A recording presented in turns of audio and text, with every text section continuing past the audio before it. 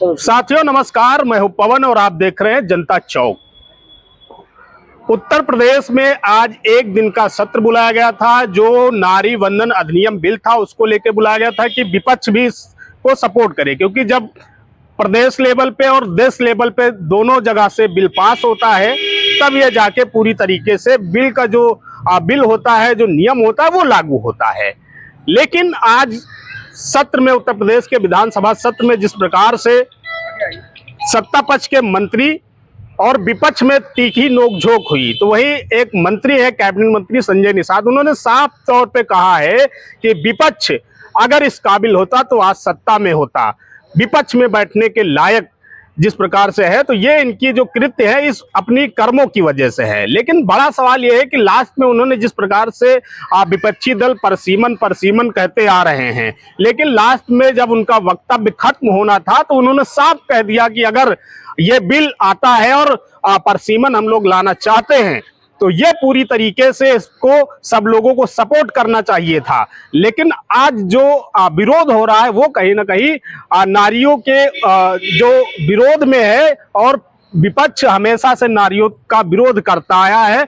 जब भी परसीमन बिल आता है, ऐसे कैबिनेट मंत्री संजय निषाद कह रहे हैं कि जब भी ये बिल आता है, परसीमन हम लोग लाते हैं, तो जो महिलाओं का आरक्षण होता है वो लगातार बढ़ता दिखाई देता है। इसी मुद्दे को लेकर आज हमारे साथ समाजवादी पार्टी के कई वरिष्ठ नेता हैं, इंजीनियर अरविंद यादव, जिससे पहले हम इनसे समझते हैं। जिस प्रकार से पूरे भारत में लोकसभा में जो परसीमन था, आप लोग लगातार इस पे सवाल कर रहे थे कि परसीमन आएगा और परसीमन की आड़ में ये कहीं बड़े घपलेबाजी के उसमें है, फिराक में है। बिल वहां पे संशोधन बिल 2023 में पास हुआ, लेकिन अब राज्यों में भी आज एक दिन का सत्र बुलाया गया था कि इसको सपोर्ट किया जाए। लेकिन एक कैबिनेट मंत्री संजय निषाद ने, अभी हम आपसे बता ही रहे थे, वो इस प्रकार के वक्तव्य कह रहे थे। इसको किस नजरिए से देखते हैं? सबसे पहले तो आप ये समझिए कि लोकसभा में इस समय जो लोकसभा की सीटें हैं वो 543 है, राज्यसभा में जो सीटें हैं वो 245 है, टोटल सीट होती है आपकी 788। इससे पहले अगर परिसीमन से पहले हम महिला आरक्षण बिल की बात करते हैं तो महिलाओं को 33% आरक्षण का सपोर्ट सभी लोग कर रहे हैं, वो चाहे समाजवादी पार्टी हो चाहे कांग्रेस हो, हर पार्टी उस चीज के लिए तैयार है। तो सबसे पहले परिसीमन से पहले आप उस बिल को लागू करिए, लागू करने के साथ साथ अप्लाई करिए। जब आप अप्लाई करेंगे तो 788 सीट है टोटल, लोकसभा और राज्यसभा को मिला के 33% के हिसाब से वो होता है 260, और मौजूदा जो सीटें हैं वो 13% और 14% के आसपास है, लोकसभा और राज्यसभा। तो सबसे पहले ये करना चाहिए कि आप जो 33% है उसको लागू करिए। और इसमें एक बहुत बड़ी बात होती है कि जैसे आपने कह दिया कि महिला आरक्षण बिल, कुछ सीट ऐसी होती है वो जो सिंगल सीट होती है, जैसे प्राइम मिनिस्टर की सीट होती है, सिंगल सीट होती है, supreme court chief justice of India single seat होती है, गवर्नर सिंगल सीट होती है, चीफ मिनिस्टर सिंगल सीट होती है। इस पे आप आरक्षण को कैसे लागू करेंगे? ठीक, इसको लागू करने के लिए मोदी जी को एक परफेक्ट एग्जाम्पल देना चाहिए कि 2 बार ऑलरेडी वो प्राइम मिनिस्टर रह चुके हैं और ये उनका तीसरी बार का नंबर है। तो अगर 33% के हिसाब से हम डिवाइड करें तो मोदी जी को इस्तीफा देकर, उनके पास कई महिलाएं सांसद है, उसमें से किसी को प्रधानमंत्री बना दे। बहुत बढ़िया उदाहरण पेश करेंगे वो, अगर स्मृति ईरानी हो या कंगना रनौत हो, किसी को भी आप प्राइम मिनिस्टर बना दीजिए। भाई ये इससे बड़ा एग्जाम्पल आप क्या सेट करेंगे? अगर 33% के हिसाब से देखा जाए तो प्रधानमंत्री एक सिंगल सीट है, 2 बार, तीसरी बार आप प्रधानमंत्री है ही। उसमें क्या करिए आप इस बार इस्तीफा करके और एक महिला को प्रधानमंत्री बना दीजिए, पूरा देश आपकी वाहवाही करेगा। महिला आरक्षण में मुझे नहीं लगता कि कोई विपक्ष की पार्टी इसका विरोध करेगी, सभी तो तैयार है। लेकिन आपकी मंशा क्लियर नहीं है। आप जो नेक्स्ट इलेक्शन होने वाला है 2029 का, उसकी आप तैयारी कर रहे हैं। परिसीमन में किस तरीके से आपने डिस्ट्रीब्यूट किया है, नॉर्थ और साउथ, नॉर्थ में आपने सीटें ज्यादा रखी और साउथ में सीटें कम रखी है, सिर्फ इसलिए क्योंकि अगले चुनाव की आप तैयारी कर रहे हैं। पश्चिम बंगाल में देख लिया कैसा इलेक्शन हो रहा है, वो तो किसी से छिपा हुआ नहीं है, मीडिया बंधु सारे लोग जानते हैं किस तरीके से पश्चिम बंगाल में चुनाव हुआ है। ठीक, क्या आप चाहते हैं इस तरीके से अगला भी चुनाव इसी तरीके से हो? आप परिसीमन की आड़ में क्या करना चाहते हैं, पहले आप ये क्लियर करिए। सीधा फंडा है, 33% आप अप्लाई करिए, किसी को कोई ऑब्जेक्शन नहीं है, और उसकी शुरुआत आप सबसे पहले खुद करके देखिए। नहीं तो 33% वो कह रहे हैं, लेकिन आप लोग हमेशा से, चाहे वो अभी 2027 का चुनाव हो चाहे 22 का चुनाव हो, 40% की बात कर रहे थे कि हम 40% महिलाओं को आरक्षण देंगे, कांग्रेस ने 40% आरक्षण की बात की और टिकट भी दिया। तो विपक्ष की पार्टियां तो टिकट दे रही हैं। भारतीय जनता पार्टी में ये देखिए किसको कितने टिकट मिले। मौजूदा जो स्थिति है उसमें लोकसभा में देख लिए आपकी 34 महिलाएं हैं, राज्यसभा में 39 महिलाएं हैं, महिला सांसद हैं, और टोटल मिला के होता है 113, जबकि होना कितना चाहिए 260। सबसे पहले आप इस स्टेज को पार करिए कि 33% आपका पूरी तरीके से। और भी हमारे साथ कई लोग हैं, परवेश कुमार जी हैं, नारी शक्ति अधिनियम के तहत आज जो बिल पास करने के लिए, क्योंकि राज्य से भी पास होना जरूरी होता है, आज सत्र बुलाया गया था, लेकिन वार पलट वार हुए कि समाजवादी पार्टी, सबसे ज्यादा समाजवादी पार्टी को पक्ष ने कोसा कि इनकी वजह से ये बिल जो है पास नहीं हो पा रहा है और महिलाओं का ये लोग कभी ना सम्मान किए न किए करेंगे। और सबसे बड़ी बात यह है कि संजय निषाद कैबिनेट मंत्री है, उन्होंने कहा कि फूलन देवी के हत्यारे हैं समाजवादी पार्टी वाले। पत्रकार महोदय, सबसे पहले मैं आपको धन्यवाद देता हूं।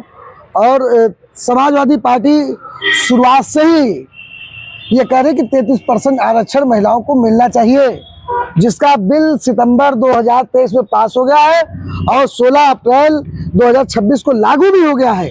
और यही बात आज सदन के अंदर, विधानसभा के अंदर समाजवादी पार्टी के विधायक और महिला विधायक सभी लोग कह रहे थे कि 33% आरक्षण लागू करो।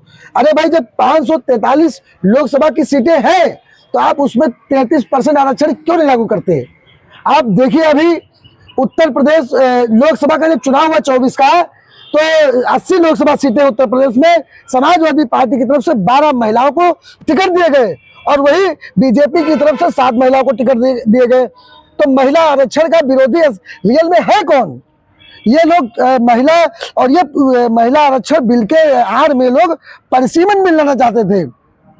परिसीमन बिल का मतलब ये है कि सीटों का बढ़ाया जाए, और जो सीटें ये 543 से 850 करते हैं, तो इसमें इन्होंने जनगणना का जो आधार लिया है 2000 का 11 ले रहे थे, और जबकि जनगणना का आधार 2021 का लेना चाहिए था।